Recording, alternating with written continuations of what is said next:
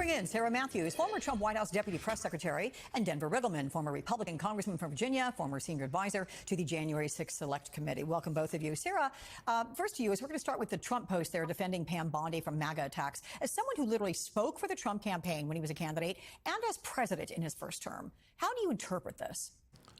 I think he's very frustrated with this news cycle. He does not want us to be talking about Jeffrey Epstein, but obviously his supporters have a right to be upset. This is something that he campaigned on. You had Attorney General Bondi out there saying that she was going to release the list, that the list was on her desk. She handed out these binders to influencers and that said phase 1, implying there would be a phase 2. And they made a big show of it. And for them now to try to tell us that we need to stop talking about it, we need to be moving on, I feel like that is a disservice to his supporters. And it's not going to go away because they have a right to know and demand answers on this. But obviously from this post, you can tell that Trump is very frustrated. And if I had to make a prediction, I think that he is going to try to shift the news cycle this week by either saying something very controversial or doing something controversial because he does not want us to be talking about Jeffrey Epstein. So Denver, the president appears to be trying to redirect attention to every single boogeyman and conspiracy theorist that he has floated over the years. He also claims the Epstein files were written by the architects of the Russia election interference investigation.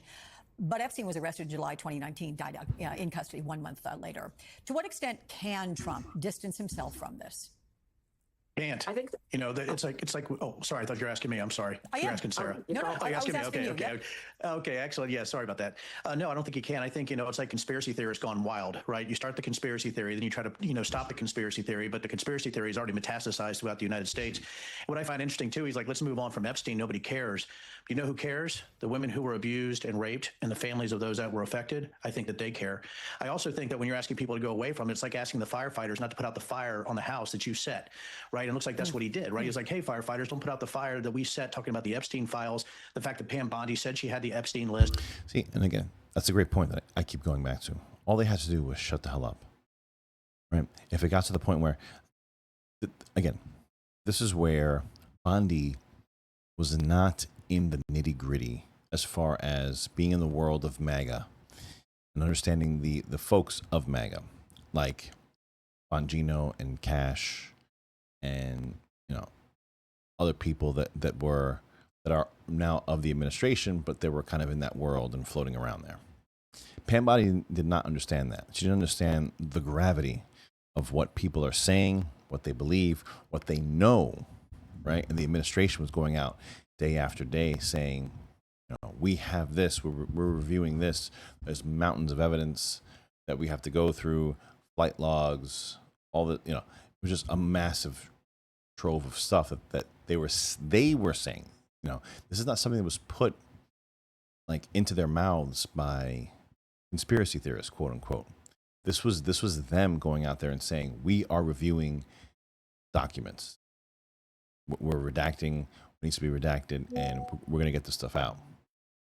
So it's a very, very, very tough sell when you're trying to say that, we're pushing this agenda and then pulling back from it at the end. Very tough. To the client list. The fact we've been saying that Tom Hanks and Democrats and the deep state are all on the Epstein list. And I think that's the issue that you have, right? When you start a conspiracy theory, when you have an administration that lives by lies and conspiracies, it's very difficult to put out that fire because the credulous and the ignorant have grasped onto this in a way that we've never seen. See, and that's where you lose the credulous and the ignorant. It's not ignorant to understand that Ghislaine Maxwell is in prison for sex trafficking. Right? That's called a fact. Right? And the fact that she's in prison for sex trafficking, and then every podcaster in the world says, well, then who was she trafficking to? And that is a fantastic follow-up question. Right? She's in prison 20 years for sex trafficking. Where does the other end of that trafficking go? Like, where does that go? Epstein was in prison for, granted, he wasn't found guilty or whatever. So, but there were charges levied against him. Where do those charges go? Who else is affiliated with the charges that were levied against him? To say that we're ignorant because we are attempting to figure this shit out. It's just, that's just a guy like that on MSNBC. I think it hurt. I think this hurts him long term. You can't get away from this because now he's going against QAnon. He's going against the QAnon conspiracy theories now. Now he's in real trouble. There are also, Denver, several reports about a missing minute from the Epstein jail video that Bondi handed out. To what extent does this just add to the suspicions? You know, Alex, it's hard not to, you almost get to a point that they've lied so much in this administration, the things that they've tried to do. You're talking about, the Epstein files or Comer and the Hunter Biden investigation. Everything is just this sort of bizarre alternate reality and fantasy world. And now you have the Hunter Biden investigation. So here's what they do, right? They conflate things to try to get people on their side and to try to muddy the waters. That was a muddying the waters statement, right? They've lied so much in this administration between Hunter Biden and James. Like, dude, what are you talking about? Like Hunter Biden, like a lot of like that stuff is just confirmed. Whether you want to say it was impeachable or not, or criminal, whatever. It's kind of like a Diddy kind of thing. As far as like the sex stuff goes, as far as the pay to play, 100%. That shit is incriminating, right? Like you have, people that were getting, large sums of money while daddy was vice president. And you're trying to tell me that there's nothing to see here? Yeah, not so sure how that goes, but anyway. Now and then it's been re-edited, and we don't really know what the issue is, right? It could be a glitch. It could be that there was fuzziness or static. We really don't know because I haven't seen the metadata. But I think we're getting to a point we need professionals to look at this because obviously the FBI and the DOJ do not have the professionals based on their sort of laughable leadership to do this in a way that's credible in any way. Again, just digging in, right? The FBI and the DOJ don't have professional leadership. Okay, so I mean they've had this stuff for now 7 years now, 8 years now. So it's not just during this administration, right? So when you're saying that it's laughable, they don't have leadership. You're just throwing shit at the wall, right? You're just trying to get the stink all over everybody, right? Because you're essentially saying that this is being run in a haphazard manner. Everybody here sucks, but you're not acknowledging the fact that just a year ago it was your team that was taking care of this. And I know this guy's a quote unquote Republican strategist, but let's be real. Now, after Bondi said she had the Epstein list on her desk, now she said it doesn't exist again. I think it just leads to this conspiracy theory madness. Listen, if you win on conspiracy theories, you can die on conspiracy theories. And sometimes crazy eats its own tail. And that's what you're seeing right now. So the MAGA revolt, it was certainly evident at the Conservative Turning Point conference this weekend. Almost every speaker mentioned Epstein, with many expressing a sense of betrayal. Here's a snapshot of some of the bigger names. Listen up. How many of you are not satisfied with the results of the investigation? What I'm getting at is at some point, we want answers at some point. Yeah, answer the questions. That's it. Who went to Epstein Islands? Who specifically went on the plane? Who stayed for more than a night? I don't think they're telling us the truth about Epstein. I think that guy was involved in something nefarious that implicates a whole lot of people. I will not rest until we go full Jan 6 committee on the Jeffrey Epstein files and every single client that was associated with this thing has an FBI agent at their door on their phone going after them the same way they went after the Jan 6ers. Look, Sarah, you've had extensive exposure to Trump's base. I'm going to take it a step further than what you said in your last answer. Do you think Trump is panicked by this reaction from his most loyal supporters? I do think he's panicked. And right now, obviously, we see in his posts that he's standing by Attorney General Bondi. But I do think that his supporters are going to expect heads to roll if they are not getting the answers that they need. And so I think right now he's obviously showing some loyalty to her. Who knows?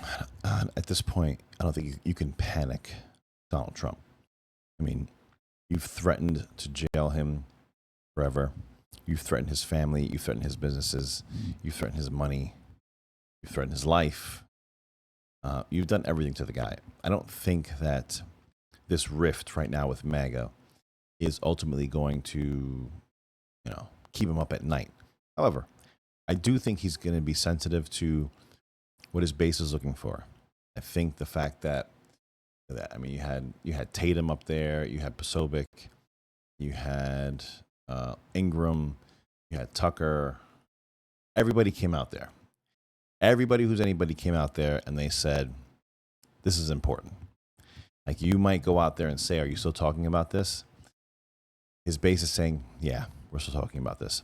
And I've alluded to in other videos in the past as to understanding why this can't come out, right? And once you kind of break that down and start looking past it and just taking a step back, if it's an intel agency, right? and they have the goods on individuals, then that can't come out because of X, and whatever that is. Now, you may be against that or whatever. I can be against it. I am against it.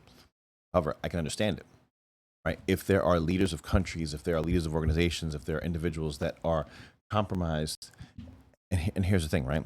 Compromise with, whether it be sex or whatever, with people that they shouldn't be having sex with. And what I mean by that is, I mean above the age of consent, right? If they're consenting adults and they're engaging in something and you catch them in a honeypot kind of thing, then I really don't care, and I don't think we should be jeopardizing national security to blow the lid on some guy, fooling around when he shouldn't be. If it's kid stuff, that's a totally different story, right? That's it. Doesn't matter what that is. You got to blow the lid on that and try to squash it, even though it's going to continue. It's never going to stop. Whatever the reason is. I mean, there's so many levels to this that people don't understand. Like, I don't know. I can't get into it now in this video. By the way, if you're still here, like, share, subscribe. It really helps me out, especially subscribing. We can get to see the videos that are up and coming. But it gets extremely complicated, extremely dense. And, I know everyone just says, just get it out there. You can't. Maybe you can't just get it out there. And maybe we don't even understand the reason why. When you look at Bongino and Cash, they were the first ones to saying, let's just get it out there. They sit down and they're like, it's not here. Like, that just scared the shit out of you. Like what? Like, these guys were railing against the machine, saying, day one, let's get it out there. It needs to get out there. They sit down on the seat and they come on Fox News in front of Bartiromo and they're like, yeah, there's nothing here. Dude, like, what are we talking about?